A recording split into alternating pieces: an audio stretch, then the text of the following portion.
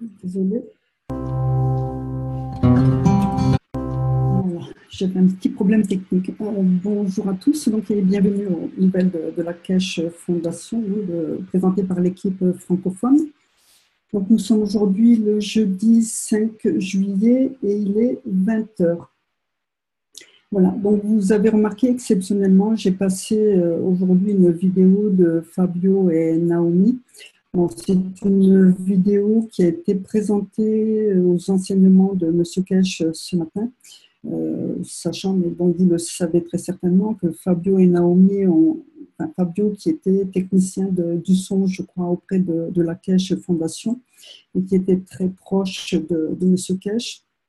Donc, Fabio et Naomi ont été victimes en 2016 d'un accident de la route, accident pour lequel un procès est en cours. Et d'ailleurs, M. Kesh va y revenir dans cet enseignement. Fabio est décédé le 6 juillet 2016, donc il y a 2 ans. Et Naomi est aujourd'hui en phase de rééducation. Vous avez certainement vu les vidéos qui ont été passées lors du Blueprint pour la paix. Naomi qui était par contre voilà, auquel les médecins ne donnaient plus aucun espoir de survie, et grâce à M. Kesh, grâce à la fondation, grâce aux parents de Naomi, grâce à son père Giovanni, grâce au GANS, à la technologie du plasma, et grâce à tout l'amour qui l'entoure, eh bien, elle commence à reprendre vie et voilà, elle est en phase de rééducation. Voilà, comme c'était une journée souvenir, donc on se devait d'être présent donc pour se souvenir et participer à cette journée. Voilà, donc aujourd'hui, donc dans le cadre des traductions, nous allons vous présenter les traductions du 228e Knowledge Seekers Workshop, enseignement qui a eu lieu le 14 juin. Donc les traducteurs sont Hassan, Christiane et moi-même. Hassan n'étant pas là aujourd'hui, donc je vais lire sa traduction. Alors, il faut savoir que dans ce KSW, dans cet enseignement, il y a une partie qui est très technique, qui est développée par M. Kesh. Donc, peut-être que certains ou certaines d'entre vous ne sont pas encore arrivés à ce point de comprendre exactement là où on en est. Mais il faut savoir qu'on arrive vraiment à une nouvelle étape dans les enseignements de la technologie. Voilà, donc on va démarrer les traductions. Voilà, donc traduction de Hassan. Donc beaucoup de bonnes nouvelles, donc c'est bien sûr M. Kesh qui s'exprime. Donc beaucoup de bonnes nouvelles pour nous et pour l'humanité se déroulent en ce moment. Nous entendrons John de l'Arizona. Ils ont franchi le cap dans le programme de la technologie spatiale. On l'avait dit auparavant, aujourd'hui c'est le 14 et c'est la date butoir du 2e mois donnée aux cacheurs pour tester. Nous avons plusieurs groupes sur le coup. John y est et maintenant le centre de maintient le centre de recherche ouvert. Et nous sommes autant fiers que lui de pouvoir montrer étape par étape le développement. Si vous vous souvenez, initialement, vous pouvez sentir les champs, puis réussir à les toucher le jour du blueprint. Et le mois dernier, on pouvait donner une forme au vaisseau et ils ont expliqué comment ils ont fait. Cette semaine, ils ont franchi un cap majeur. Ils peuvent le montrer physiquement. On le voit légèrement et John va en parler et expliquer plus. C'est le début de la course pour l'espace parce que cette fois, le champ est visible, ce n'est plus que des mots. Certains points doivent être abordés et comme je l'ai dit le 23 du mois dernier, notre cas d'homicide a été entendu à la cour. Voilà, donc c'est suite à l'accident qui a eu lieu en juillet 2016, accident donc, où se trouvaient Fabio et Naomi. Et nous attendons de voir le verdict. Il y a quelque chose d'étrange qui apparaît sur Internet et qui est orchestré par la nation belge et qui dit « groupe Gent Arrest. C'est un document de la Cour moyenne de Gand, donc en Belgique. Le mot arrest en flamand veut dire verdict et non pas arrestation, comme ça pourrait donner à supposer. Et ces gens le savent, mais ceux qui ne savent pas, en lisant arrest, pensent que nous allons être arrêtés. C'est de la tricherie, comme cette nation a l'habitude de faire. Si vous appelez la cour et demandez ce que ça signifie, ils vous diront que c'est un verdict. Et dans cette cour, ils utilisent ce mot flamand « arrest » au lieu du mot « verdict » pour nommer le verdict. Mais nous soumettrons des documents qui vont littéralement conduire à l'arrestation de l'officier de police à la Cour de justice belge. Nous soumettrons notre défense publiquement pour la première fois à la Haute Cour de justice européenne, ce qui aboutira à la révélation de tout ce qui se passe dans la structure de la police belge, l'intimidation et la fraude par la police en falsifiant et produisant de faux documents qui sont en leur possession. Mais nous en détenons la copie originale qui prouve que la structure belge et la Cour ne sont rien d'autre que de la fraude et de la supercherie. Nous sommes restés très calmes durant 2 ans, mais maintenant on y est. Nous allons tout révéler de ce qui se passe en interne dans la structure de la police belge et qui n'est que fraude, supercherie et calomnie. Je suis très confiant à ce sujet parce que, souvenez-vous, quand on a révélé le document au sujet du plus grand voleur du monde de la science, qui maintenant est décédé, donc entre parenthèses, c'est Stephen Hawking. Alors, nous avions montré le document produit par son organisation scientifique qu'il nous avait remis et qui spécifiait qu'il allait maintenir le livre en librairie. Alors, pour information, c'était un livre qu'avait écrit M. Kesch en 2004, je crois, qui avait été refusé dans un premier temps à la publication et Stephen Hawking a transmis un service de rectification, de vérification et des choses ont été transformées et le livre est paru en librairie peu de temps après. Voilà. Et puis, donc, ils ont prétendu l'avoir égaré. Et ils sont tellement stupides qu'ils l'ont oublié dans les archives quand ils m'ont arrêté au Canada. Et nous l'avons publié. Maintenant, de la même manière, nous allons montrer le faux document produit par la police belge, signé par l'officier de police qui avait pris les dépositions de tout le monde. Nous attendions de pouvoir arriver à ce point précis. Maintenant, la Cour de justice européenne doit demander des explications au sujet de faux documents créés et fournis par le gouvernement belge et qu'ils utilisent pour menacer et intimider les gens.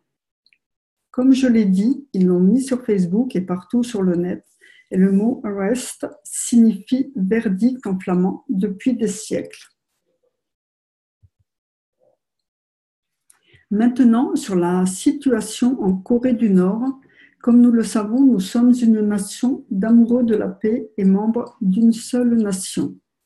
Nous avons vu un déplacement du président d'une nation se déplacer chez un autre, le président des États-Unis chez le président de la Corée du Nord. J'aimerais vous dire ce que je sais déjà, mais pour des raisons de sécurité nationale, je ne peux en parler. Mais ce que nous savons de ce qui se passe en coulisses, cette poignée de main n'est pas un bon signe et nous pouvons le dire publiquement. Comme nous le savons, Trump a été mis de côté au sommet du G20.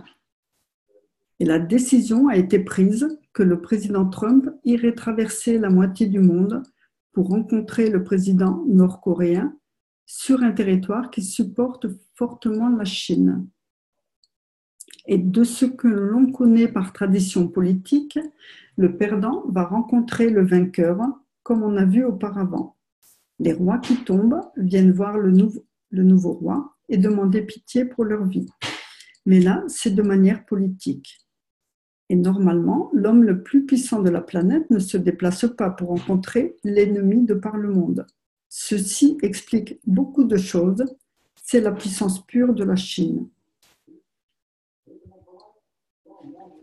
Mais ce que nous allons voir, s'ils s'en tiennent à leur plan, le président nord-coréen va briser l'accord. Et comme il est supporté par les États-Unis, ces derniers auront un prétexte pour intervenir en Chine, pour les supporter et démarrer le prochain cycle de guerre, comme ils le font avec les accusations contre l'Iran, la Chine et le reste. Nous conseillons au gouvernement chinois de rester ferme, proche, et maintenir la pression sur le gouvernement nord-coréen, et nous allons voir comment le processus se déroule. C'est leur plan, mais le président chinois le joue très correctement et sait que le président nord-coréen, en accord avec le président américain, cherche à planifier une intervention en Chine. Et maintenant, tout le monde est sur ses gardes et nous sommes conscients des mouvements en cours. Nous avons informé le président chinois de rester sur ses gardes car ce sont deux amis qui se serrent la main et blâment une autre personne. Le président nord-coréen est en quelque sorte la soumission au succès du leadership chinois et nous connaissons le perdant. Dans un autre cas, nous avons vu apparaître dans la liste des victimes de M. Kesh, M. Benjamin Mensah Dugana, qui a longtemps été un proche collaborateur, et nous le remercions et prions pour son âme. Il a des déboires avec la police et s'est créé ses propres problèmes. Rien à voir avec la Kesh Foundation, mais par respect pour le travail fourni à la Kesh Foundation, nous n'interviendrons pas malgré le fait qu'il se soit déclaré victime de Kesh. Il a fait une erreur tactique, mais nous maintenons tout notre support. Il s'est déclaré victime. Nous avons demandé de fournir les documents justificatifs de toutes les opérations avec la Kesh Foundation. Et il s'est mené tout seul à cette situation. Nous espérons qu'il reviendra sur ses dires et si c'est le cas, nous l'accueillerons à nouveau à bras ouverts. Mais il doit se tirer lui-même de sa situation actuelle. Nous n'interférerons pas. De retour à notre travail d'organisation spatiale. John, pouvez-vous nous amener à vos développements des mois passés? Et je suis là pour vous aider à évoluer, là où vous avez des incompréhensions. Donc, avant les vidéos de John, je vous annonce que le programme spatial chinois est en cours et nous allons faire les essais et les tests en collaboration directe avec les forces armées chinoises parce que nous testons sur un territoire et tout notre travail obéit aux règles du gouvernement chinois. Nous remercions tous ceux, de près ou de loin, qui ont participé par millions en finances ou en donations de matériel, quel que soit l'apport. Et 2 ou 3 groupes de la Kesh Foundation en Chine sont en train de mettre tout en ordre pour être prêts à ce test de vol. Leurs noms ont été pris en considération par militaires pour collaboration et finaliser les détails. Et nous remercions toutes les autorités en coulisses qui supervisent et agencent tout pour nous et notre équipe, spécialement ceux qui sont proches de la Fondation et veulent s'assurer que les tests seront faits. C'est un système très beau, incroyable. Il produit tout ce qu'on a promis depuis le début. Mais comme on l'a dit, ce n'est pas une course contre les Chinois ou contre les Américains. Nous sommes une même famille. Les Américains et d'autres nations en coulisses développent leur propre système, comme le groupe en Amérique du Sud et Armen y est. Il était en Arizona au départ. Nous sommes internationaux. C'est un travail collectif de notre part. John ou toute autre personne impliquée dans le processus spatial, venez nous montrer l'évolution depuis le mois dernier. Voilà, donc John qui est responsable du centre de recherche en Arizona, John Bliven. Nous faisons différents tests en Arizona et nous avons 3 formations étoilées sur lesquelles nous travaillons. Mais nous n'obtenions pas les résultats escomptés. Depuis 2 jours, nous avons essayé d'identifier la lumière qui apparaît entre 2 formations étoilées qu'on ne pouvait voir à l'œil nu. On pouvait sentir plus ou moins les champs présents avec les mains. Nous avons fait un outil qui a une boule d'énergie magnétique avec un trait Forgans magnétique. Et nous pouvons interagir avec les deux différents réacteurs, un plus fort et un plus faible, qui s'alimentent mutuellement. Donc là, John précise que vous allez voir 2 vidéos amateurs. C'est vrai que les vidéos ne sont pas très très jolies, elles sont très sombres. Donc c'est vrai qu'il faut soi-même se trouver dans une ambiance où il n'y a pas trop de lumière pour pouvoir après visualiser. C'est un peu dommage, mais sur la deuxième vidéo, on y voit un petit peu plus. Voilà, donc vous allez voir 2 vidéos amateurs. Nous avons éteint toutes les lampes et nous essayons de voir les champs de la lumière. Nous avons essayé les tests dans un environnement plus sombre, mais ça n'apparaissait pas. Vous devez observer très attentivement le bout de l'outil avec cette balle qui contient un champ magnétique. Et ce que nous observons quand nous sommes en présence des réacteurs, c'est comme de la fumée. Ce n'est pas dense, mais on le voit si vous portez attention. Donc là, ce sont les commentaires de John à l'intérieur de la vidéo. Bon, je ne vais pas couper la vidéo à chaque fois, hein, je vais la faire dérouler.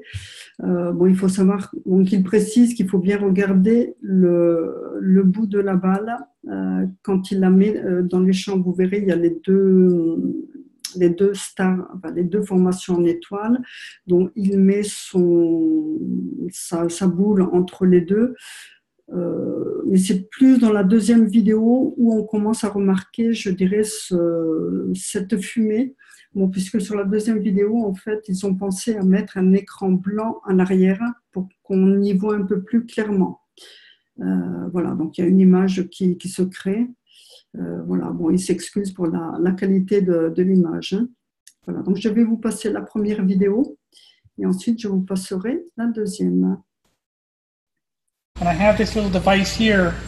We turned off the lights, but this has very high magnetical and is spinning very quickly. And I want you to see what happens when we put it into the fields. And it's ever so slightly.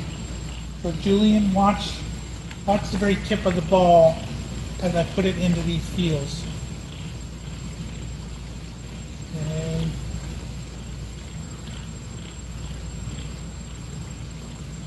Okay, can you see that?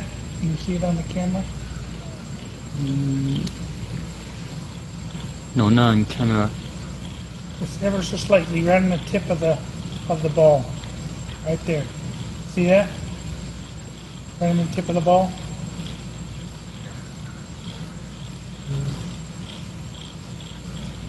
Can you see it? Probably not showing up too good on the camera.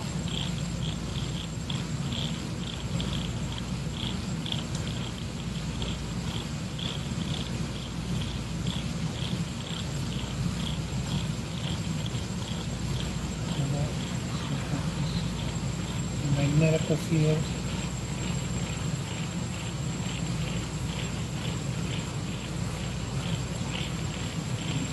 So down the bottom of the gravitational field is where we saw. Can you see that?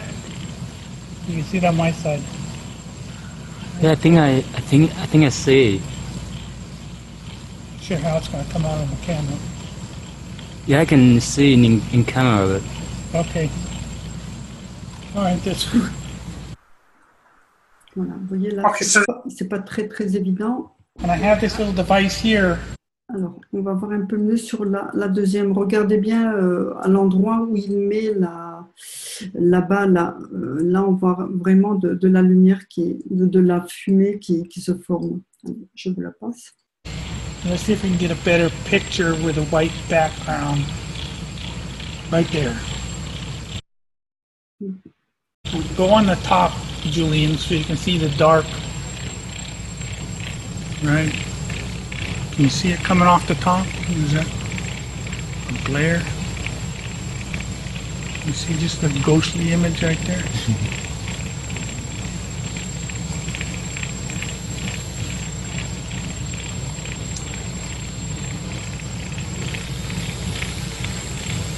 On voit ça commence à se former là, tout doucement là.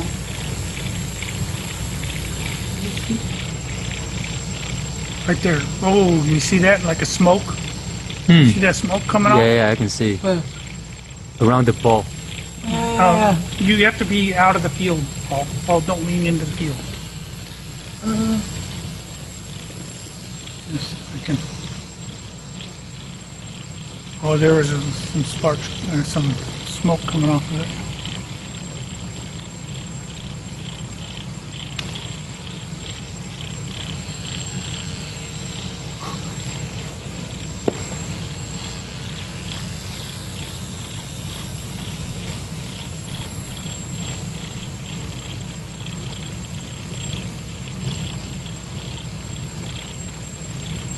Lina.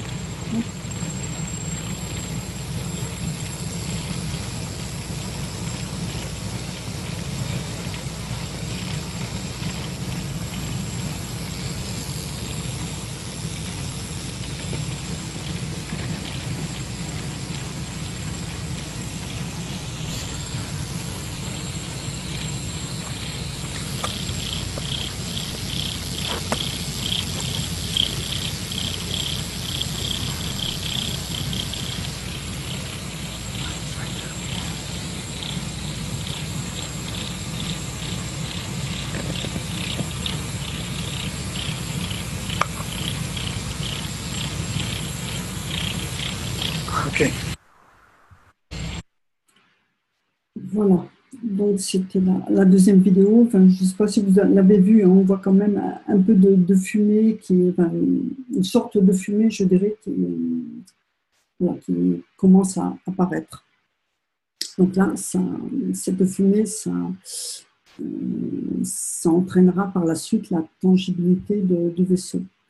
Donc, Monsieur Kesh, John, allons-y étape par étape. Ce nouvel outil que vous avez créé contient 2 balles ou c'est une balle unique?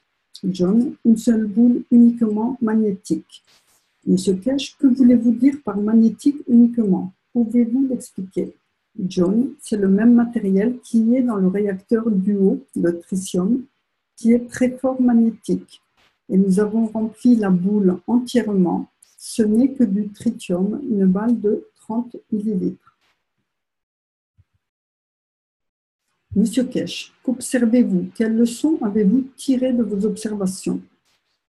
John, nous avons appris que ça interagit avec le champ gravitationnel et pas avec le magnétique.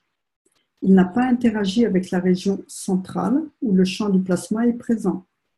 Et on a appris aussi qu'avec les 2 structures étoiles, on pouvait voir apparaître le champ. Et les réacteurs tournent depuis 5 jours consécutifs avec seulement un changement de batterie. Monsieur Kesh, lequel des 2 est chargé plus fortement, le droit ou le gauche? John, celui de droite est plus fort. Monsieur Kesh, c'est pour cette raison qu'on voit la lumière vers le plus faible du côté gauche, ou est-ce plutôt entre les 2? John, c'est plutôt entre les 2. Monsieur Kesh, ok. Si vous vous souvenez, il y a quelques semaines, je vous avais demandé de créer cet outil, ce moteur rempli, et de l'accrocher à un bâton. C'est la version plasma du buzzer que John nous montre depuis 1 an ou 2. Avec le buzzer, il pouvait nous montrer la dimension de la conversion en matière de la force du champ. Il avait l'habitude d'utiliser du courant. Maintenant, avec ce système, si vous comprenez, on est sur la partie du bas, où se situent les disques, les plateaux, à la base des 3 réacteurs. Et c'est là où plus de champs se trouvent, et si nous créons des champs plus forts dans un des 2 sets, le système va s'allumer. Maintenant, vérifiez tout autour des systèmes et vérifiez si vous voyez les lumières. En ce moment, le système interagit avec le champ gravitationnel de la Terre et le système mère, ou un des 2 systèmes interagissant l'un avec l'autre. C'est ce qu'on a dit depuis le début. Nous le sentons, puis nous verrons la lumière. Pour la première fois, nous voyons les formes. En quelque sorte, la force des champs au niveau du dessous qui sont là, mais ne sont pas assez forts. Et quand vous mettez un champ plus fort, qui est la balle simple que vous utilisez comme outil de détection, cela vous donne confirmation de la théorie Et c'est ce qu'on a dit depuis le début. La prochaine étape pour la prise de forme, si John trouve un moyen de charger des champs plus lourds, les champs seront visibles sans avoir à bien regarder. John a suivi les étapes pour aboutir au système complet.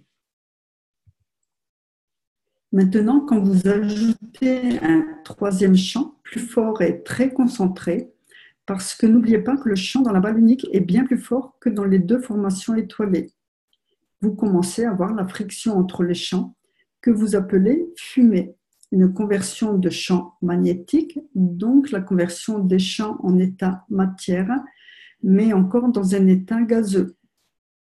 Pour la première fois, si John cherche un système d'enregistrement plus clair pour montrer mieux les différents types de lumière, alors vous le verrez totalement.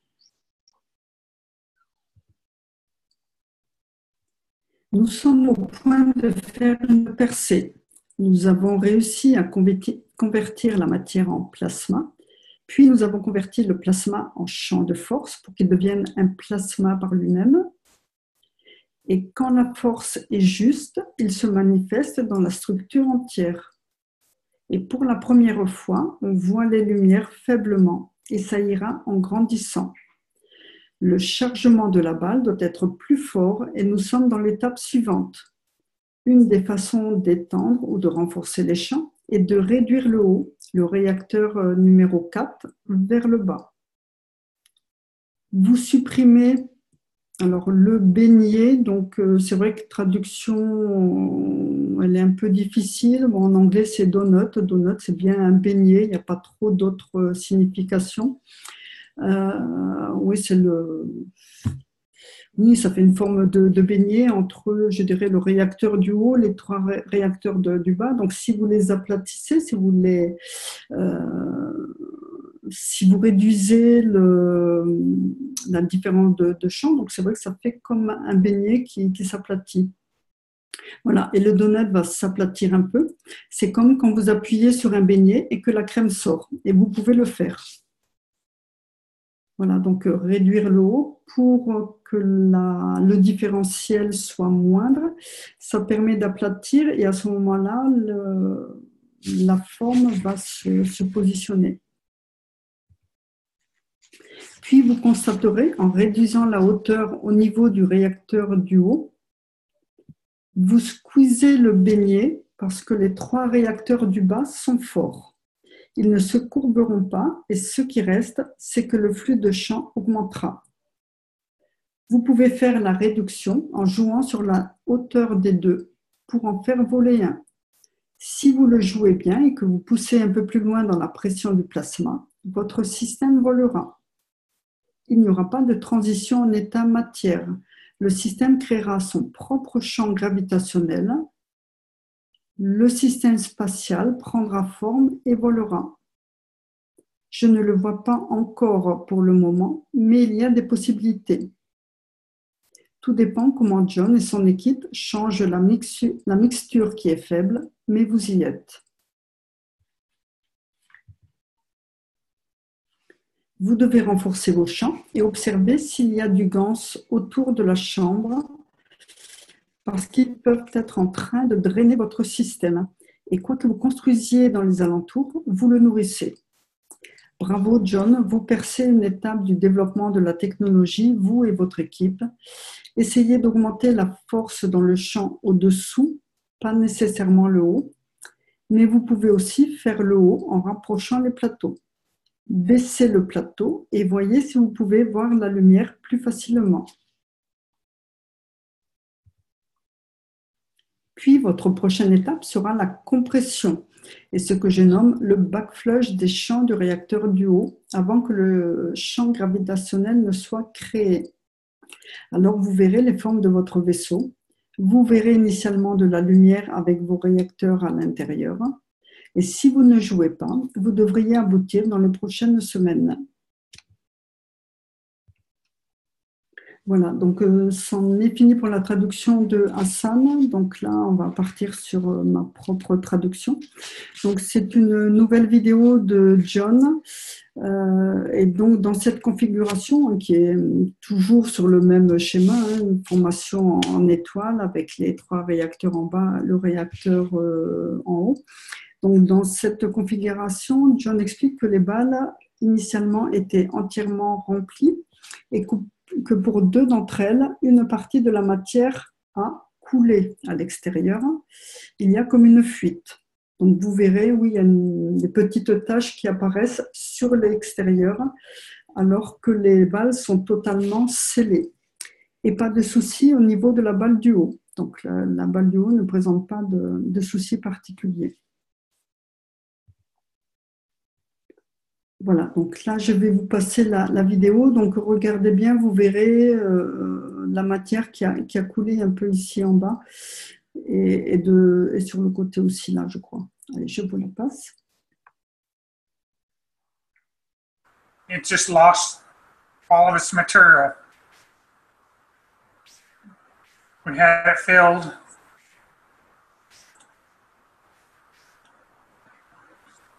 So nothing down here. It looks like it's almost compressed in the center ball. Now this ball, you can see a leak here, and it's lost that much material, and it's actually dripping down here and leaking. It's also leaking just a little bit over here. And you see it's kind of corroded some of our beads. And top ball's good.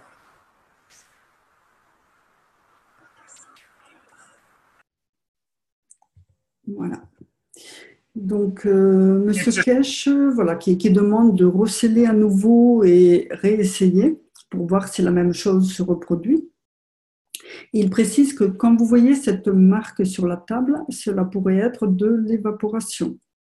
Mais cela pourrait signifier aussi que le champ est très fort et va vers le haut. Et si c'est bien ça, quand vous touchez la balle, vous ne devez voir aucune trace. Donc, M. Kesh demande ensuite à John d'expliquer la façon dont il crée le tritium, donc H3. Et donc, il précise bien sûr que ce n'est pas la seule façon d'y arriver et que ça ne signifie pas que c'est du H3 à 100%. Mais nous avons vu la lumière aujourd'hui, ce qui signifie que John est sur le bon chemin.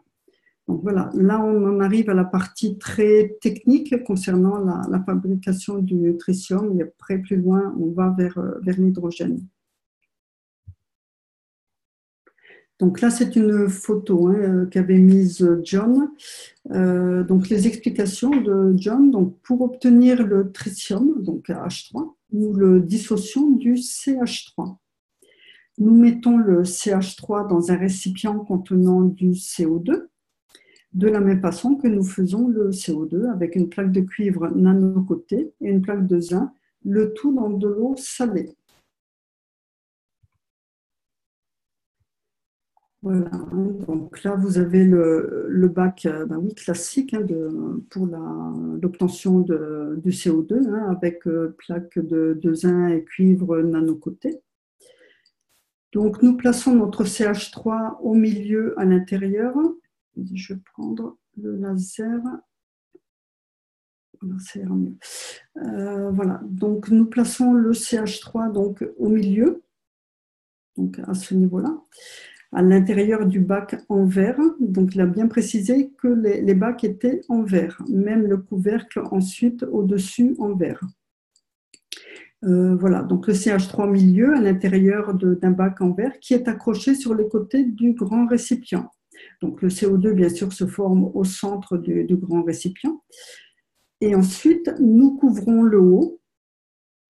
Voilà, donc après, ils vont couvrir le haut. Alors sur le schéma, c'est vrai que là, ce n'était pas trop couvert, mais bon, voilà, logiquement, nous couvrons le haut avec un couvercle de verre en verre, de telle sorte que les champs soient enfermés à l'intérieur. Et nous laissons ensuite pendant environ 3 semaines. Et ensuite, on l'enlève. Alors, une chose que l'on fait en supplément de ceci, mais ce n'est pas nécessaire, avant de démarrer, on ajoute des bulles avec le HHO. Donc, c'est un générateur HHO, donc dans le récipient de CH3, donc pour avoir du CH3 hydrogéné. Nous pouvons alors dissocier le carbone et l'hydrogène. Nous avons le carbone, nous avons le tritium, mais le récipient contient également quelques quantités de H2, donc le deutérium, et de H, bien sûr, l'hydrogène. Alors, donc là, on en vient aux explications de M. Kesch, au complément plutôt d'informations et aux explications au déroulement pour arriver à l'hydrogène.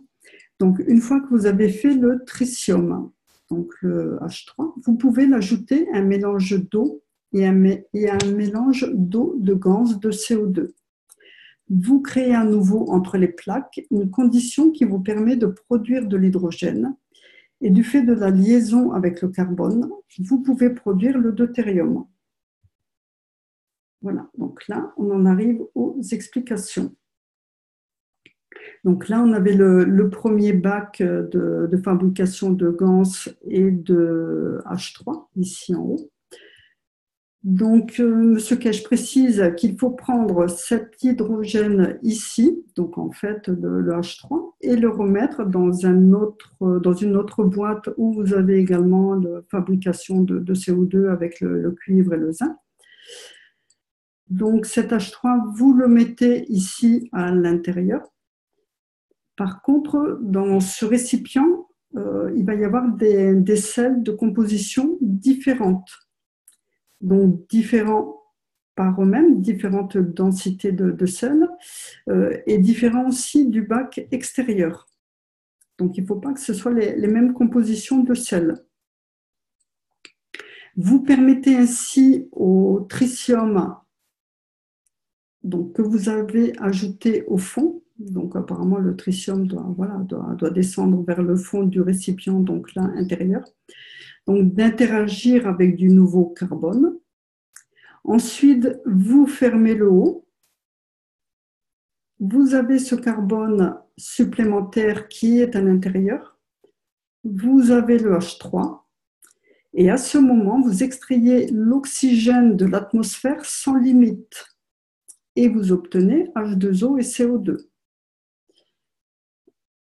Puisque là, on a le H3. Donc, tout autant que l'oxygène arrive au-delà. Donc là, on va l'expliquer, c'est bien, on n'est plus dans l'état matière, mais dans l'état plasmatique. Donc l'oxygène arrive et reforme, donc à ce moment-là, H2O de l'eau qui va recouler à l'intérieur. Et le CO2 qui continue de se fabriquer. Et ce qu'il reste, donc, c'est l'hydrogène ajouté qui sera d'une couleur différente à l'intérieur. Utilisez une eau pure et de l'eau salée avec différentes densités et d'une densité différente de celle de l'eau à l'extérieur. Voilà, c'est ce que je disais, différentes densités à l'intérieur du récipient contenant le H3 et densité différente par rapport à l'eau qui est contenue pour la fabrication du CO2. Et dans ce cas, les acides aminés en haut, dans le récipient intérieur donc contenant le tritium, sont différents de ceux de l'extérieur et vous permettent de créer l'eau. Et ainsi, vous obtenez du pur hydrogène. Et de cette façon, tout est plasmatique, vous n'allez pas dans l'état matière. Cela vous permet de créer l'eau plus l'hydrogène. Cela se fait très très lentement. Il faut apercevoir la marque de l'eau, voir le niveau de l'eau s'élever. Voilà, donc ça à revoir tranquillement et à étudier et à pratiquer pour ceux qui le souhaitent. Oui, et tu peux passer la page d'avant, c'est là? Ça ou l'autre? Avant c'est là. Avant celle-là? Ouais. Une fois que vous avez fait le tritium, mais ça c'est Oui, voilà. mais En fait, c'est ce qu'il dit après, hein. oui, Euh, mais là, il rajoute dans les tritiums non, il y a un mélange de haut de gans de CO2, quoi. Hein. voilà, là il précise Dans mélange les petits d'eau bacs des et milieux, là. mélange d'eau de gants de CO2. C'est vrai. Ouais. Et tout ça, ça va dans Voilà. les petits bacs Donc du ça milieu. ici, Tout ça, ça dans va ce ici. bac de milieu, et Et à avec la des densités fin, de sel différentes. et à la fin, tu obtiens l'hydrogène. Mais je vois pas comment, quoi. Parce que du coup, Ben, là, il précise que l'oxygène, on extrait l'oxygène de l'atmosphère sans limite. oui, mais Alors par contre, voilà, c'est fermé. Il précise de fermer oui, avant. mais tu as Ici, rajouté des H2O et des CO2. non, là, Même tu as trop. Oui, ici, tu as H3. H3, si ouais. tu ajoutes de l'oxygène, H3 avec deux atomes d'hydrogène, on va former H2O. Donc ici, on récupérera l'eau et puis l'hydrogène qui sera isolé sous forme plasmatique par contre. Donc, c'est comme ça que je l'ai compris. Ouais. H2O, on a H3 ici. Oui, ici, on a H3, on rajoute H3. On H2O, rajoute, on ajoute non, de l'eau et de l'eau de on CO2. rajoute déjà de l'eau et de l'eau de gant, de CO2, mais Ouais. ensuite on a l'oxygène qui va venir se positionner. Donc avec le H3, l'oxygène va reformer de l'eau et il nous restera un H. Ça alors. Enfin bon, Ouais, ouais, ouais. c'est comme ça que je l'ai ressenti. Oui, Après, oui, oui, oui, oui, non, mais je ne te mets pas en doute, toi. C'est que je comprends pas très bien comment on finit avec un hydrogène. si tu as H3, bon, Parce qu'en enlevant le carbone, en fait, tu en as les CO2, non, mais le CO2, il arrache quoi? après, il y a une interaction de toute façon régulière entre l'ensemble. Donc, mais après, je pense qu'il faut juste voir les éléments principaux qui sont le H3 et Le CO2, il est H2O. arrivé. Après, c'est vrai qu'il y a l'eau, il y a H2O, mais ça, l'H2O, enfin, l'H2O qui va se former avec le H3 va venir, je dirais, en surplus par rapport à ce qu'on a déjà à l'intérieur. Après, l'eau de gant de CO2, Oui, on rajoute un peu de on ne carbone et sait un peu pas. d'oxygène. Ben oui, oui, oui. On a H3 et donc en rajoutant de l'eau, on rajoute encore un H. Ça fait H4. Pas forcément, parce que là, attention, on n'est plus. Oui, je sais, mais voilà quoi, c'est de la magie alors quoi, tu vois? Non, parce que ton eau, à partir du moment où elle est formée à l'intérieur, elle est matière. Oui, Elle n'est pas dans un état plasmatique. oui. Alors que là, lui nous parle bien, donc après, il dit bien qu'on est dans un état plasmatique entre l'oxygène et le H3 qui est à l'intérieur. Oui, Donc, parce qu'en ça fait, sera en fait plasmatique. tout Et après, l'oxygène il va être viré de là-dedans. l'oxygène va se positionner à l'intérieur. Donc, il y aura deux, Et à ce quelque moment, part, vous extrayez l'oxygène. À ce moment, vous extrayez l'oxygène de l'atmosphère sans limite. Donc, sans limite, ça veut dire que même ce qu'il y a là-dedans, il va partir, quoi. Tout l'oxygène qu'il y a là-dedans, il va voilà. partir. Donc, il va venir, mais en fait, s'agglutiner à des atomes d'hydrogène, à deux atomes d'hydrogène, reformer de l'eau, matière ici à l'intérieur. Donc, il fera un surplus d'eau à l'intérieur. Donc, c'est pour ça qu'il dit, vous verrez le niveau, en fait, s'élever de l'eau à l'intérieur. C'est comme si Et on créait de l'eau, quoi. Hein? voilà, c'est comme si on créait de l'eau. Et par contre, il y aura le H, l'hydrogène, mais qui sera sous forme plasmatique. Alors, comment on fait pour le récupérer après, derrière Ils ne le disent pas? Non. Bon, ok, merci. Hein, enfin, moi, je l'ai perçu comme ça. Oui, oui, oui. Mais Alors, j'essaie après, de comprendre, voilà. Merci. alors, donc là, ça vous permet de créer de l'eau, H2O, puis l'hydrogène. Et là, voilà, il disait bien qu'on est dans l'état plasmatique. De cette façon, tout est plasmatique. Vous n'allez pas dans l'état matière. Sauf, à mon avis, pour l'eau, puisque l'eau, elle sera matière. Hein, Voilà, et cela se fait très très lentement. Il faut apercevoir la marque de l'eau, voir le niveau de l'eau s'élever. Alors, il faut une compréhension spécifique. Quand vous connectez vos plaques, il faut vous assurer d'avoir une charge résistive, simplement une pièce de cuivre connectée entre les deux, mais différente de celle utilisée. Alors voilà, donc il précise qu'on peut mettre une pièce de cuivre entre les deux pour créer la connexion. Quand vous produisez de la matière, il ne faut jamais connecter ceci à cela. Donc en fait, ce qu'il dit, c'est que les plaques de cuivre et de zinc ne doivent jamais être reliées par un seul fil de cuivre. Car vous obtenez différentes productions, mais ce n'est pas du CO2. La production d'hydrogène pur au fond du récipient est très très rapide. Vous devez voir un changement de couleur et dans ce processus, le changement de couleur est très très rapide. Donc là, il va revenir sur la connexion entre les plaques.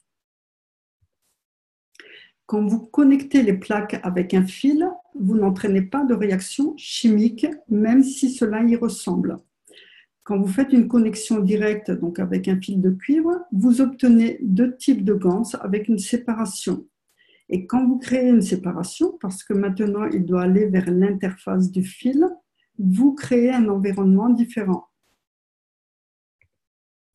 La raison pour laquelle nous utilisons le sel, ce n'est pas seulement à cause des conditions de la planète.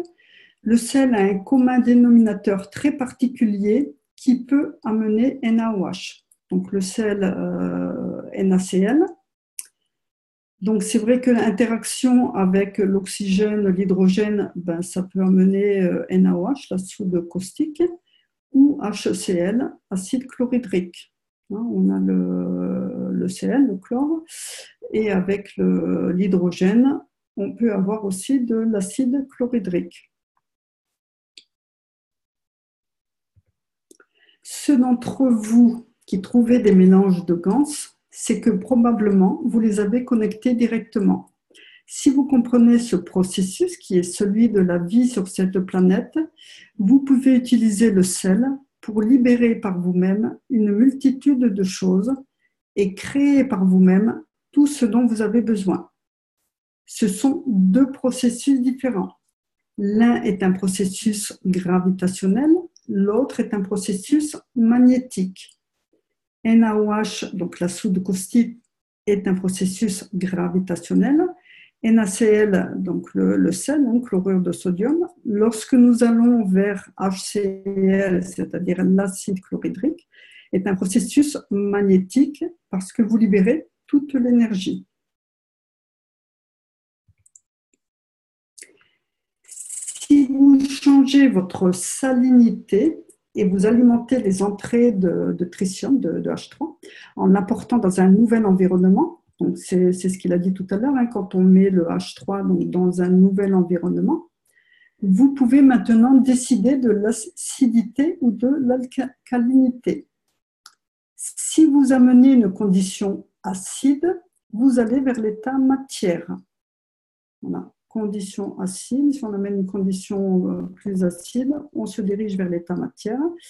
Et si vous allez vers le sodium, vous vous dirigez vers l'état plasmatique ou ce que nous appelons le cycle de la vie.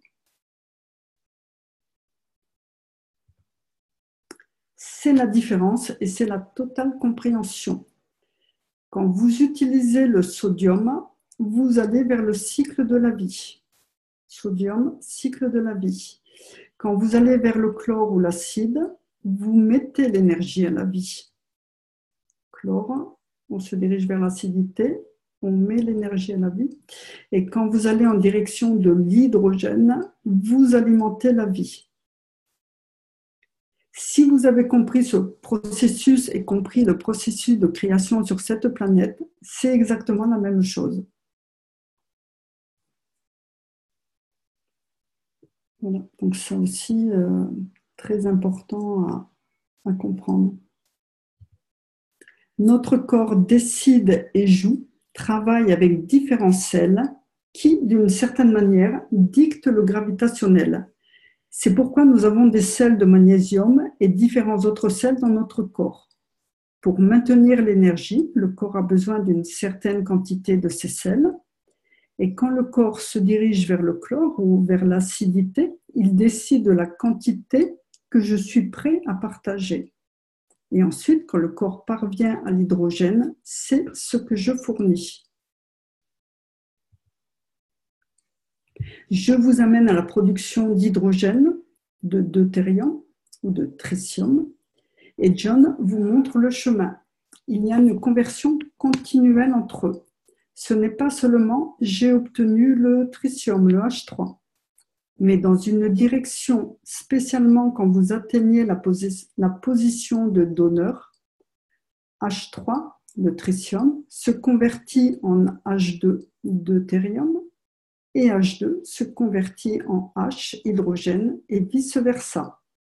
Et vous le décidez.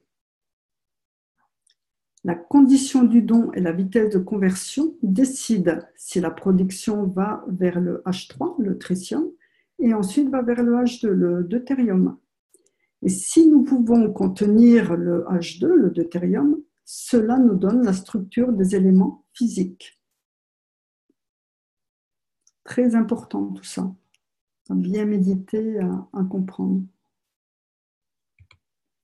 Regardez la peau de l'homme, les 3 couches de la peau, la manifestation de la physicalité et comment elle apparaît sur la couche du milieu. Vous avez de l'eczéma, vous avez une déformation de la peau, le problème ne se situe pas au-dessus. Cette couche du milieu doit y remédier. Il y a 2 couches liées à l'émotion. La couche du milieu, la couche externe. La peau porte 3 âmes et quand cette âme au milieu est perturbée, l'équilibre des âmes change et vous voyez une affection de la peau telle que l'eczéma. Et ensuite, vous allez à l'intérieur du corps où le sel se présente avec le liquide et cela devient de l'asthme.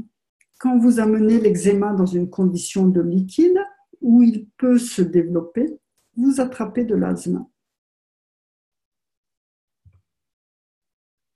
Les imperfections de la peau arrivent parce que le sel change dans la couche centrale.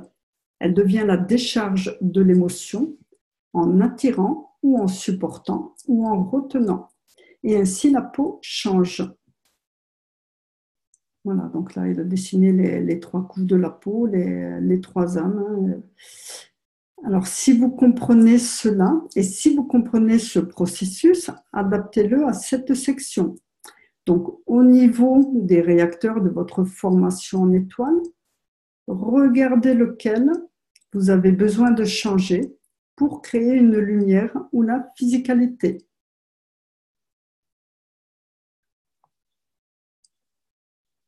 Voilà, donc si on n'arrive pas à créer cette physicalité à l'intérieur de notre réacteur, regardez parmi la physicalité de notre vaisseau, plutôt regardez quel est le réacteur de la base qui pose souci, enfin qui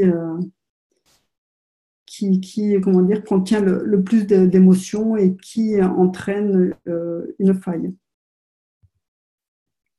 John, est-ce que vous recommandez de mettre une LED pour chaque ganse? Alors, réponse de M. Cash, je l'utilise toujours parce que c'est un équilibreur. Si vous comprenez le travail du plasma, il fonctionne actuellement comme au régime, mais dans un flux de circulation provenant du magnétique vers le gravitationnel. Oui, voilà, il fonctionne actuellement comme au régime, mais dans un flux de circulation provenant du magnétique vers le gravitationnel. Et il peut changer vice-versa. John, vous avez parlé du sodium et du chlore. Est-ce qu'avec le potassium, ce serait un meilleur choix?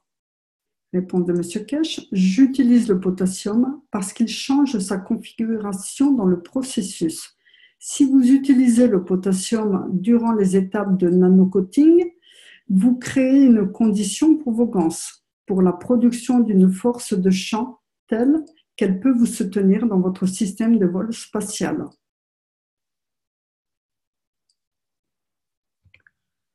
Il faut revenir à la compréhension de la structure nucléaire dans l'interaction entre les protons et les neutrons. Il ne s'agit pas simplement des isotopes, parce que maintenant vous travaillez dans l'état gans de la matière, vous travaillez dans une condition de champ et non plus dans une condition matière. Si vous regardez le corps de l'homme, nous avons de nombreux sels différents. Le ratio de salinité entre chacun d'entre eux et aussi entre ceux de même nature crée différentes épaisseurs de tissu, différentes fibres musculaires. Le changement de salinité de 2 ou 3 sels à l'intérieur du corps entraîne différentes fermetés des tissus musculaires. Et si vous avez une très forte teneur en sel, vous obtenez la structure de l'os, le sel de calcium, qui permet la création du calcium lui-même. Voilà, et nous en arrivons à la traduction de Christiane. Merci pour votre écoute. Merci beaucoup, Sylviane. Ouais, merci. Donc, c'est Mosfeq de Bengali qui intervient. En utilisant la méthode Gans de Gans, j'ai produit 3 tritiums à partir du CH3. Les 2 fioles sur les côtés sont du Gans de carbone, ratio 2, 2, 1.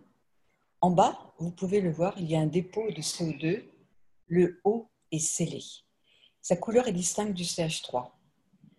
À gauche, j'ai une situation similaire avec le Gans de carbone et le Gans de deutérium. Ensemble, ils forment un champ de CH2 en bas et c'est le même échantillon de CH3. Vous pouvez voir, il y a une couleur différente. En regardant le CH3 de référence, qui est à nouveau différent de l'un à l'autre, le dépôt au fond est une sorte de version différente d'un deutérium. Mélange de CH3 et de CO2 et deutérium, voici juste au-dessus, un CO2. Le carbone ici est un double carbone, donc c'est un champ de carbone dans un carbone moyen. Le rapport de Mohs est de 2, 2, 1.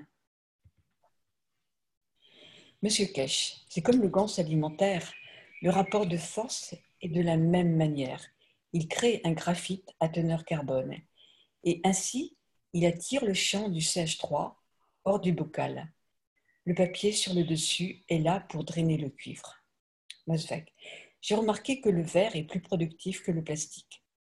Monsieur Kesh, ce n'est pas un problème si vous comprenez l'interaction du sel.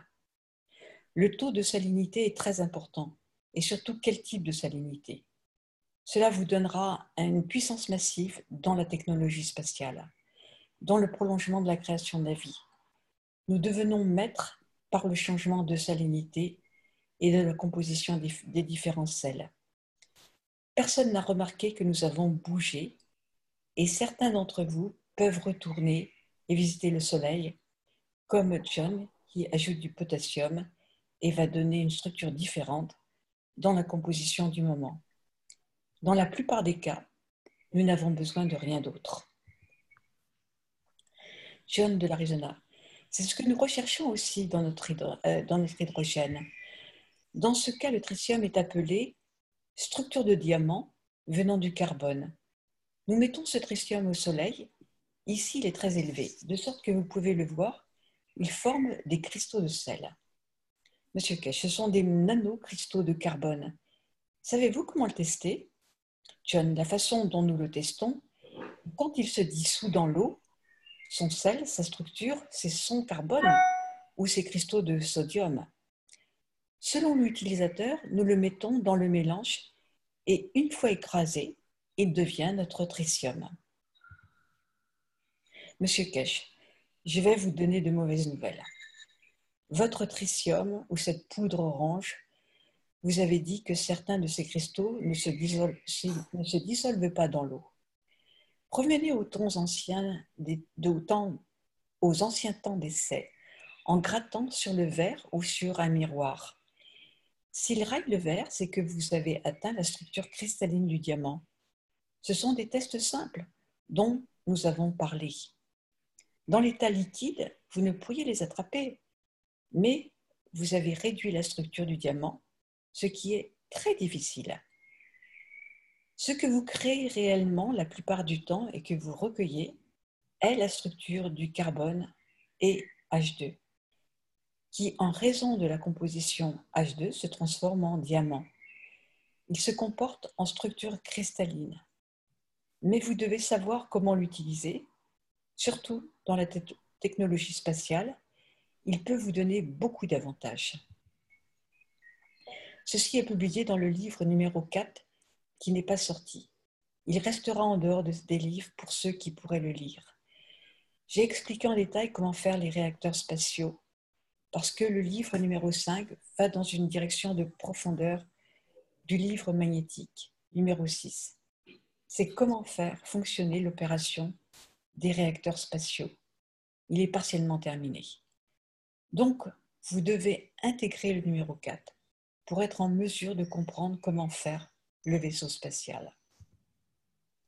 Monsieur Kesh, comment faites-vous de l'hydrogène maintenant? John, nous mettons le CH3 dans un pli de carbone et les mettons dans des bouteilles de coca avec des morceaux de plastique. Monsieur Kesh, stop, je vais t'apprendre. Il faut que tu le comprennes. Tu es au-dessus de ça et c'est un cadeau si vous le comprenez. Je vous ai parlé du stylo, le cuivre nano-revêti, puis le zinc et le CH3. Vous le créez réellement, puis vous parlez de l'étape suivante pour créer un H2 et puis vous avez le H. J'ai toujours expliqué quand l'homme atteint la compréhension du neutron, il ouvre l'espace. Maintenant que vous passez de CH3 à CH2, si c'est neutre ou dans un état plasmatique ou dans l'énergie d'un neutron, l'homme réussit à atteindre 2 espaces. Il est encore perplexe, il n'a pas compris. Si vous avez compris ou si vous pouvez comprendre un système ou si vous pouvez développer un système, rappelez-vous toujours, vous avez les ganses de ces matériaux, vous n'avez pas la matière physique de ces matériaux. Si vous capturez cette énergie, qui est la 3e entité supplémentaire ou neutron, vous avez un réacteur neutron qui crée des univers. C'est là que nous entrons dans l'oxygène, qui est le magnétique de l'univers. N'oubliez pas que vous répétez le même processus encore une fois quand vous allez à l'hydrogène. L'hydrogène a une direction, un proton. Vous parlez de cela si librement, mais encore une fois, ce qui manque ici, c'est que l'énergie va à un plus neutre, si vous avez tout compris. Si vous mettrez votre H2 et votre H3 et votre hydrogène, qu'allez-vous obtenir? C'est l'espace. Souvenez-vous, quand vous avez mis un cuivre, plus un cuivre, vous avez obtenu un ganse de cuivre.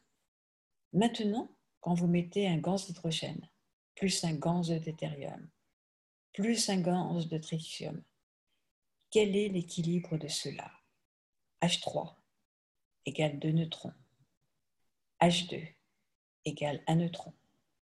H égale 0 neutron. Que reste-t-il à donner? John répond, le sel.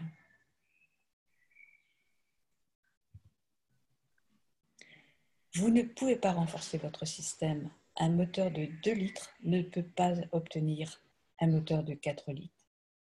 Mais parfois, en prenant le lot de carburant et qu'il n'y a que votre carburateur, vous pouvez en obtenir 3 ou 4. C'est comme cela que vous comprenez comment le faire de la bonne façon. Vous avez la capacité de produire des ganses de neutrons et puis vous pouvez les utiliser comme dans l'espace. Vous pouvez alors avoir la vitesse, au-delà de la vitesse de la lumière. L'imagination de l'homme peut revenir en arrière. Le point de maturité du problème de l'espace vient quand l'homme sait comment utiliser son visuel, parce qu'il ne se divise plus, mais il partage la puissance d'ordre supérieur. Vous pouvez commencer à l'alléger avec d'autres gaz, Vous avez toujours le rapport décroissant quand vous avez un neutron. Vous êtes l'essence qui se rapproche d'un pas vers le vol spatial. Vous avez fait du H2 à l'état cristallin et par un courant, vous avez fait revenir cuivre et zinc. Les seuls nano-éléments laissés individuellement dans cet ensemble. Pour l'azote, vous devez trouver un moyen pour le tenir. Vous l'utiliserez dans les réacteurs spatiaux. Ce sont des millions d'années d'investissement de recherche et de développement. Vous devez être dans ce sens, si vous comprenez. Ne pas l'oublier. Je suis un physicien nucléaire et je sais l'intérieur de la structure du plasma dans la nouvelle connaissance. Si vous avez besoin d'aller un pas plus haut, cherchez clairement comment faire. Pourquoi vous avez réussi à créer de l'oxyde de cuivre ou de l'oxyde de zinc quand vous aviez un nanorevêtement? C'est la même question maintenant. Le jeu est de dire que vous avez un nano maintenant que nous le voyons dans la lumière. Nous allons un pas en haut, mais il y a d'autres façons que nous avons à travers ce processus. Comprenez que vous pouvez produire. Au-delà des 3 réacteurs inférieurs, vous séparez le tritium. Mais en l'utilisant, une partie s'échappe et devient H2 et ensuite, il reçoit de l'énergie de l'extérieur. Il retourne à H3 et quand vous mettez ce H3 directement dans le centre à grande vitesse, vous créez réellement. Si nous regardons cette condition, vous avez encore partiellement ces 2 là-dedans. Donc, si vous pouvez produire du plasma de neutrons, comprenez ce que vous faites. Il y a une façon spécifique. Je suis sûre que certains d'entre vous le saisiront très rapidement. Quand vous mettrez ceci dans votre système, vous verrez l'icône de lumière de la manière la plus simple. Vous l'appellerez plasma neutron. John, ce plasma neutron est magnétique. Monsieur Kesh, ce plasma est neutre. Il interagit d'après sa planète. Il se retourne sur lui-même parce qu'il n'a pas de connexion. Souvenez-vous, quand nous avons parlé d'Einstein, qui n'a pas pu comprendre à travers son travail mathématique et sa méconnaissance de la physique, la neutralité de cet endroit. Le jeu que vous devez être en mesure de contrôler, qu'il soit au nord ou au sud, lorsque vous voulez l'appeler et le changer au sud ou au nord, ou sous de nouvelles terres. En jouant le jeu avec ce que vous appelez neutron, si vous ne savez pas comment ouvrir l'espace de celui-ci, cela va devenir très dangereux. Vous n'avez pas besoin de plus de 2-3 neutrons pour créer d'énormes failles, des millions de tonnes la plupart du temps. Avec le système actuel TALC, c'est peut-être 1 ou 2 grammes. Rick, je viens de lire que des scientifiques parlent de la densité des neutrons, qu'un centimètre cube pèserait des milliards de tonnes juste dans l'état de la matière. Monsieur Kesh, il crée son propre champ gravitationnel et magnétique, de sorte que c'est la prochaine étape dans le jeu d'un espace. Nous sommes entrés dans une véritable essence de la technologie spatiale, mais il y a d'autres façons de la faire. Question de Marsoc. Donc, le deutérium est le combustible et le tritium est l'hydrogène qui dicte le rapport dans lequel le neutron ira, magnétique ou gravitationnel. Suis-je correct, Monsieur Kesh? Pas vraiment. Nous avons l'habitude de revenir à l'état de la matière. Essayez de comprendre la transaction de champ si vous voulez jouer le jeu de ce que j'appelle la technologie spatiale avec le pôle magnétique gravitationnel lourd. Nous jouons à ce jeu maintenant. Vous devez imaginer l'équilibre qui se sent. mais vous devez le convertir dans la réponse indiquée. Si vous jouez ce jeu et vous avez une simple porte à côté de lui, qui est un hydrogène, vous avez une chose. Ces neutrons sont totalement différents les uns des autres par rapport à ce que vous obtenez de l'équilibre hydrogène. N'oubliez pas que ce sont des plasmas. Comprendre le processus, comprendre ce que j'ai expliqué, comprendre la connexion de transfert d'énergie sur l'état plasmatique. Ici, ce n'est pas en mettant une lumière et en essayant de l'utiliser. Ce processus dicte l'état de l'utilisation de nanomatériaux verts revêtus parce que c'est la seule façon dont l'énergie plasmatique coule à travers l'état matière.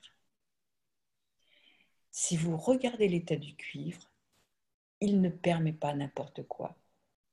L'état nano permet le champ et cela dépend comment vous l'avez pressé.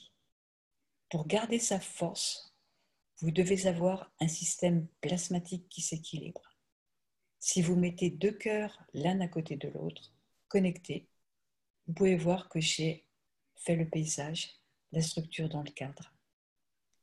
J'ai couvert ceci, mais beaucoup de gens ne l'ont pas vu. Ils ne le comprennent pas. Comprenons cela. Maintenant, si vous regardez cette structure et que vous ne pouvez pas contrôler le neutron, ou vous le laissez délibérément jouer ce jeu pour s'ouvrir, alors vous devenez le créateur, parce que c'est le bilan énergétique de ce que vous appelez la combustion, qui décide que cela va être le niveau d'énergie de l'hydrogène ou le niveau d'énergie du cuivre ou de l'or. Donc, selon l'environnement que vous créez, le simple neutron se convertit en différents éléments dans l'univers. Ce qui signifie que la condition environnementale décide de la division. Puis quand il veut se convertir en matière selon ce bit d'énergie, il faut 2 électrons et protons et ensuite la conversion de certains permet une interaction avec l'environnement dictant les énergies que nous appelons l'énergie neutre qui va se solidifier et combattre elle-même l'état de matière de cet élément, de sorte qu'à partir d'un neutron, vous pouvez construire n'importe quelle entité dans l'univers, n'importe quel état de matière. Mais vous devez comprendre comment vous l'ouvrez, comment il permet de le faire. N'oubliez pas votre neutron, la taille de l'énergie qu'il transporte. Elle est dictée par la ligne centrale de l'univers de la galaxie, de sorte que sa taille a toutes les propriétés de tous les éléments dans l'univers, des différents éléments beaucoup plus lourds dont l'homme n'est pas conscient. Je pourrais devenir de plus en plus conscient à mesure que nous franchissons les barrières vers la ligne centrale appelée le maître de ligne principal de l'univers. L'hydrogène, le froid et tout ce que nous voyons sont des éléments très faibles parce que ce n'est pas aux frontières de ce que vous appelez les galaxies et l'univers. Si vous retournez dans l'enseignement, j'ai expliqué que ce qu'ils appellent la technologie de fusion est un rêve qui ne se produira jamais. Maintenant, vous comprenez la conversion du plasma à l'état de matière. Donc la fusion n'est rien que votre corps. Si vous le comprenez, l'unique neutron peut devenir n'importe quel élément ou si vous le manipulez de la bonne façon, vous pouvez l'ouvrir. Nous sommes venus ici comme une galaxie ou l'univers lui-même. Maintenant, vous comprenez ce qui est l'étape suivante pour construire le système spatial approprié. Beaucoup d'entre vous comprennent qu'il n'y a rien devant les Chinois ou les Américains ou d'autres groupes qui testent. Le nouveau jeu commence et c'est un monde où le jeu final vous fera tous intervenir, se rappeler ce que j'ai dit dans la conversion des énergies. Je suis claire, John. Je vous donne beaucoup d'informations aujourd'hui. John, je pense que nous sommes sûrs d'aller de l'avant. Vous nous avez montré la lumière. Une autre question de Laurence.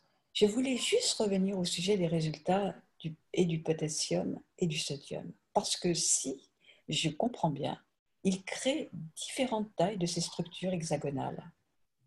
Le réseau cristallin, lors de la création du revêtement nano et leur interaction au niveau du tapis, les rayons bêta, tout comme le Soleil et la Terre, créent un plasma libre.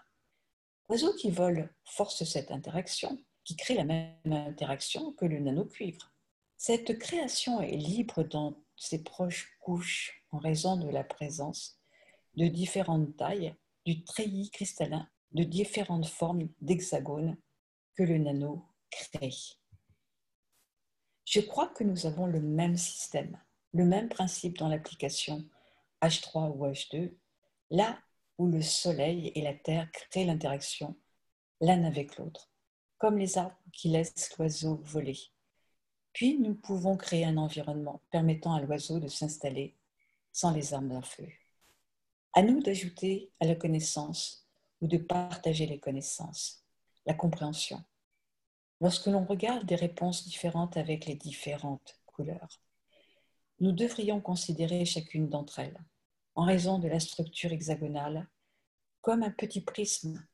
Vous savez, où le blanc, la lumière passe à travers le prisme et devient séparée en différentes couleurs en fonction du treillis des canons que nous utilisons. On verra les différentes couleurs absorbées. C'est fondamentalement différent. C'est comme les différents grains de tubes de pain alimentant chacun d'eux, puis d'autres à travers les différentes tailles de ces treillis cristallins qui créent le plasma et son gradient. Quand on veut avoir un vaisseau spatial, nous avons besoin de la graine que nous avons été en parlant comme maintenant de cette lumière, de la lumière du Créateur, qui prend de l'expansion dans son domaine de prédilection, se comportant comme un neutron, puis de l'autre côté, nous nourrissons l'univers tout entier. Mais tous les univers s'alimentent et partagent leur champ libre, plasmatique. C'est ce que je voulais ajouter. Merci. Monsieur Kesh, dans le futur, l'humanité comprendra l'enseignement d'aujourd'hui. Comment nous avons amené l'homme à un niveau très avancé de son chemin. Que ceux qui ne comprennent pas encore, qu'ils pensent juste aux autres dans la paix. Quand l'homme pourra choisir de comprendre l'enseignement, alors il comprendra peut-être que c'est un cadeau, que c'était un cadeau. Aujourd'hui, ce qui change le cours de l'humanité dans un développement spatial, c'est plus que ça. Maintenant, nous sommes prêts à porter cette connaissance. Certains hommes de l'humanité l'ont compris. Cette différence va faire bouger un tissu. Très peu d'entre vous ont compris comment se déplacer. À ce point, nous devons ajouter à la connaissance.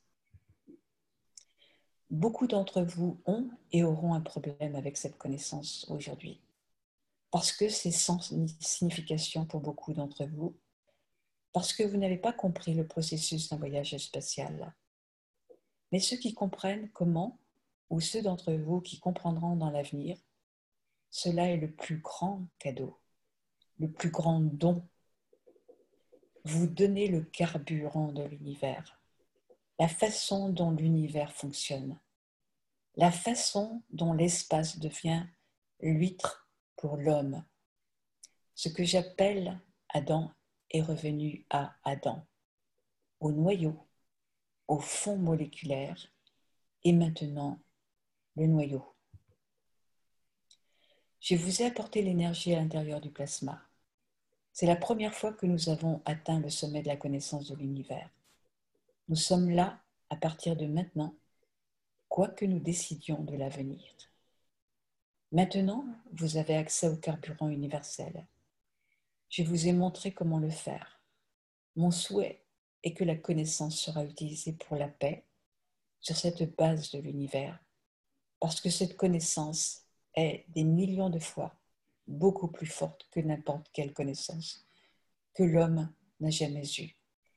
Parce que maintenant, c'est dans la façon dont l'univers est créé par le neutron. L'essence, l'origine, le principe, la façon dont aujourd'hui le cours universel de la création se subdivise en tant de façons. Si ceux d'entre vous comprennent et ont compris l'enseignement d'aujourd'hui, nous aurons un cours qui est de trouver la véritable essence de la création. Je vous ai montré comment je l'expliquais, comment je pense que certains des enfants de l'homme sont prêts à prendre l'espace. Mais vous avez à comprendre la transmutation des éléments, qui n'est rien si vous comprenez. La puissance du neutron, qui est le transport du Créateur. Un jour, ce processus commencera. Un nouveau mouvement pour ceux qui comprennent. Si certains d'entre vous ne comprennent pas, ce n'est pas grave. Merci beaucoup pour aujourd'hui. Espérons que nous verrons bientôt les chemins.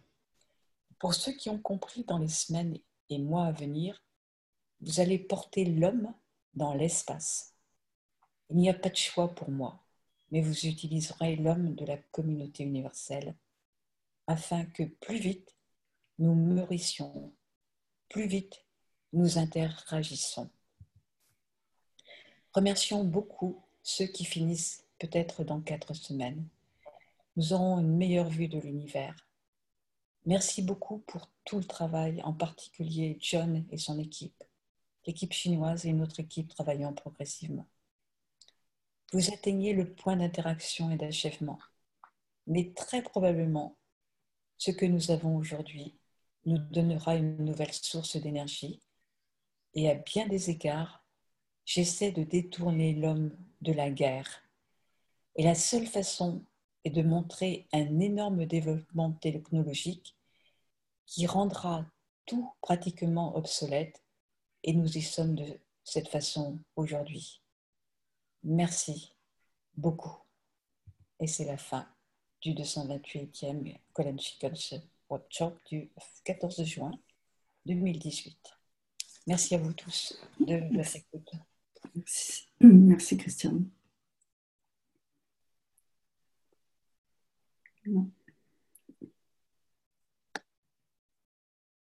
Des questions par rapport à tout ça? Je crois qu'il faut digérer et puis après appliquer parce que c'est énorme. Hein, cet atelier, il est... Ah oui, c'est un condensé. Waouh! Ah oui. Et il faut comprendre où on arrive, où on est arrivé. Ouais.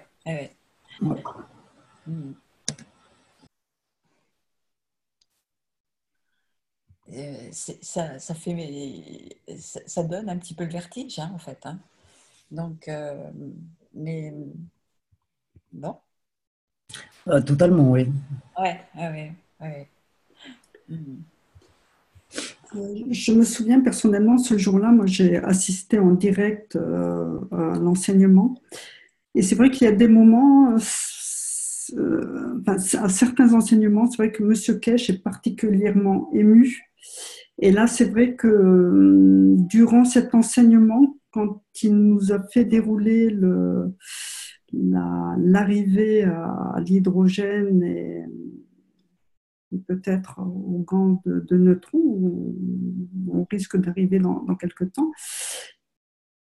Voilà, il était très, très, très ému, comme ça lui arrive de temps en temps quand on arrive à un point crucial, je dirais, de l'avancement de la technologie. Surtout, ce qu'il faut savoir, c'est que dans la mesure où on arrive à un certain point,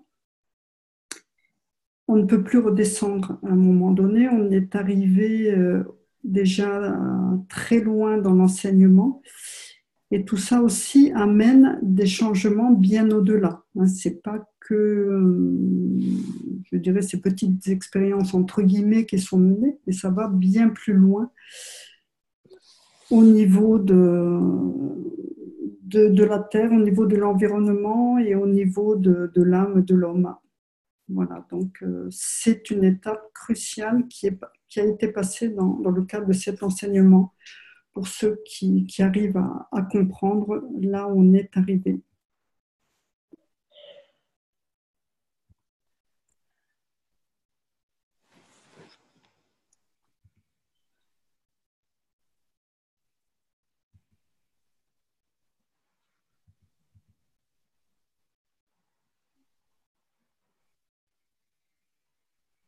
Voilà. Pas de questions? Non, c'est vrai que c'est très dense, très technique. Donc c'est vrai qu'il faut vraiment s'y pencher. Mais là, vous voyez, on arrive à un nouveau cycle. Ouais. Et pratiquer surtout, parce que bon, nous, à notre niveau, enfin, je sais pas, mais en fait, déjà, si John et l'équipe d'Arizona y arrivent, après, il faut voir où ça nous entraîne. Comme il l'a dit, Christian, dans la partie que tu as traduite, après, il faut voir ce neutron, qu'est-ce qu'on en fait? Oui, et qu'est-ce qu'on veut, où est-ce qu'on veut aller, surtout, dans quelle direction? Voilà. C'est ça le plus important. C'est parce que si on ne maîtrise pas sa direction, on peut faire, c'est presque dangereux. On peut faire un grand plouf et... Ah ouais. Tout à fait. Mais quand je vois ce que j'ai aperçu là dans le prochain enseignement de la semaine prochaine, ça va nous donner encore plus de solidité dans nos décisions, dans ce que l'homme décide par lui-même, en fait. Donc, ça va être très complémentaire de ce qui s'est passé là avec cet enseignement-là. Donc, de toute façon, il y a une progression qui est magnifique dans cet enseignement. Moi, je suis époustouflée. Ah oui, personne à ce jour ne nous a amené aussi loin dans la compréhension et avec un enseignement qui est donné totalement librement. Il faut voir que M. Kesh, depuis, je ne sais pas, ça fait 4 ans ou 5 ans, voire plus. 10 ans, ouais. 10 ans. 10 ans maintenant. Enfin, je ne sais pas au niveau des enseignements publics, moi je parle, et puis des enseignements privés, parce qu'il est présent aussi au niveau des enseignements privés. Tous les jeudis, il y a cet enseignement public qui est fait, et puis régulièrement, il donne aussi des cours dans les enseignements privés. Donc voilà, et il nous emmène totalement gratuitement, il nous donne la connaissance, il nous fait grandir vers la compréhension. Voilà.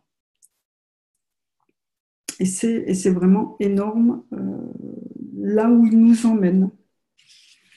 Alors après, la construction du vaisseau, je n'ai pas encore bien tout...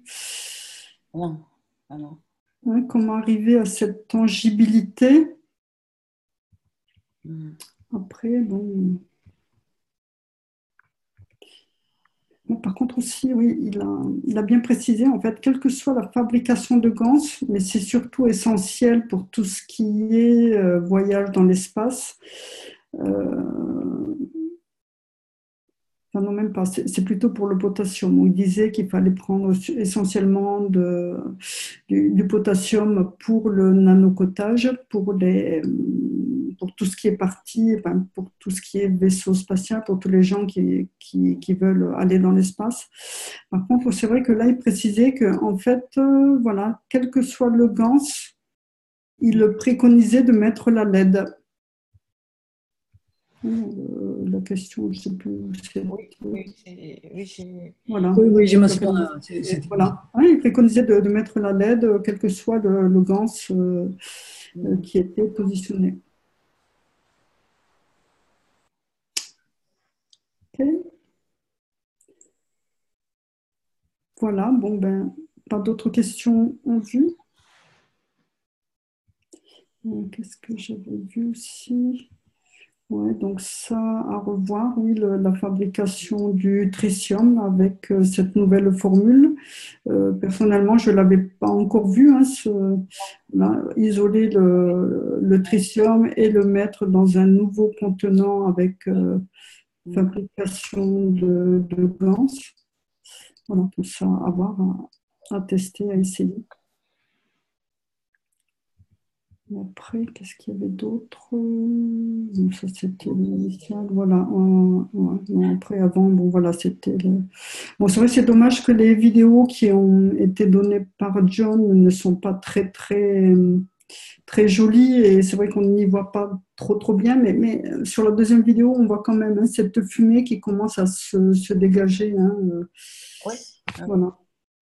Non, puis il y a beaucoup d'émotions hein, aussi. Hein. Ils sont en train de toucher quelque chose d'assez puissant. Hein, donc, faut... On arrive aux portes de la création. Donc, ouais. On arrive très loin. Ouais. Très loin. Et les enseignements ne sont pas finis. Oh. On en est qu'au deuxième livre. Oui. Donc, Christiane, il faudra suivre après parce que donc, on essaiera de continuer de comprendre un peu tout ça et de traduire en bonne et due forme et voilà, pour votre plaisir et notre plaisir à nous, plaisir qui est toujours partagé. Voilà. Bon, merci beaucoup. Hein. Voilà. Donc, s'il n'y a pas d'autres questions, je vais arrêter le partage. Je vais vous souhaiter une bonne soirée. Et puis, nous, on se retrouve jeudi prochain.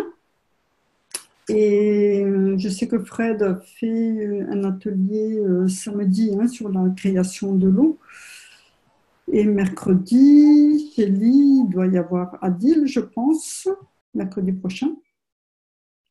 Voilà. OK. Voilà, bon, écoutez, je vous souhaite une bonne soirée. Je vous laisse revoir tout ça tranquillement, mais surtout, n'hésitez pas si la semaine prochaine, vous aviez des questions par rapport à ça, en relisant, voilà, hein, par moment, en relisant, on se pose des questions, on se dit, bon, n'hésitez pas, hein, on est là pour essayer de aussi, enfin, nous-mêmes, on est là pour comprendre et puis on essaie de vous donner les éléments pour vous avancer et comprendre tout ça. Hein.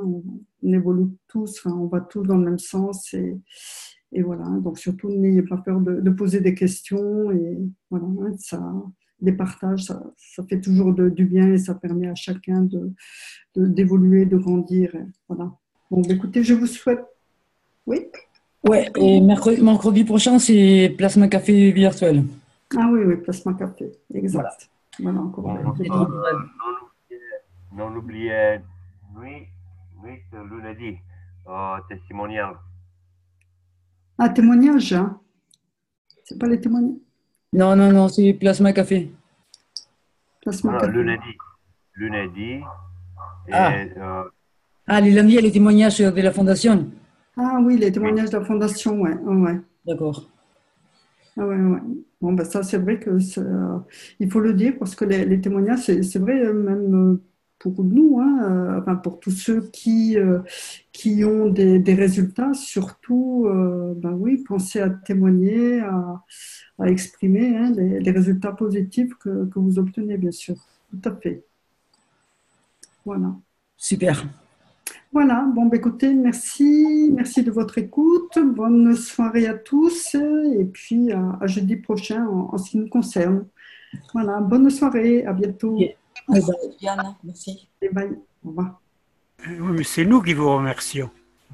Non, toujours avec plaisir, hein. On le dit, on le répète, même si ça nous demande beaucoup quand même d'efforts, parce que effort dans les traductions, effort de compréhension aussi, nous, à notre niveau, hein, parce que c'est pas le tout de traduire, mais en plus, bon, Monsieur Kesh a un discours par moment qui est un peu difficile à retraduire parce qu'il a tendance à répéter régulièrement les mêmes choses et il n'est pas toujours dans la facilité dans son discours, mais bon, voilà, on essaie de retraduire dans le bon sens. C'est vrai que ça demande beaucoup de travail, mais toujours beaucoup, beaucoup, beaucoup de plaisir, hein, puisque de toute façon, on est là pour avancer tous ensemble et voilà, l'essentiel est là, l'essentiel est dans ce qu'on transmet. Ben, puis, il faut savoir aussi que lorsqu'on transmet comme ça ces enseignements, on est là, nous, derrière notre ordinateur, à lire, à vous retraduire notre travail, entre guillemets. Mais dans le même temps, tous ces chants que l'on envoie, toutes ces pensées, font aussi, je dirais, ont aussi une interaction sur l'environnement et puis arrive aussi au niveau de l'âme de l'homme. Donc tout ça fait avancer les choses. L'air de rien, comme ça, pendant 1 heure et demie, on est tous concentrés, je dirais, sur le même point et on fait avancer les choses à un niveau beaucoup plus haut. Voilà, nous ne sommes pas seuls et nous faisons en sorte de faire avancer les choses. Et puis voilà, et puis merci pour votre écoute. Relisez bien cet enseignement qui est vraiment un tremplin, vraiment le début d'une nouvelle étape. Donc il faut essayer d'arriver à le comprendre et, voilà, et savoir où on va maintenant. Voilà, bonne soirée à tous et à bientôt. Au revoir. Bonsoir. Bonsoir. Bye bye. Bye bye. Bonsoir.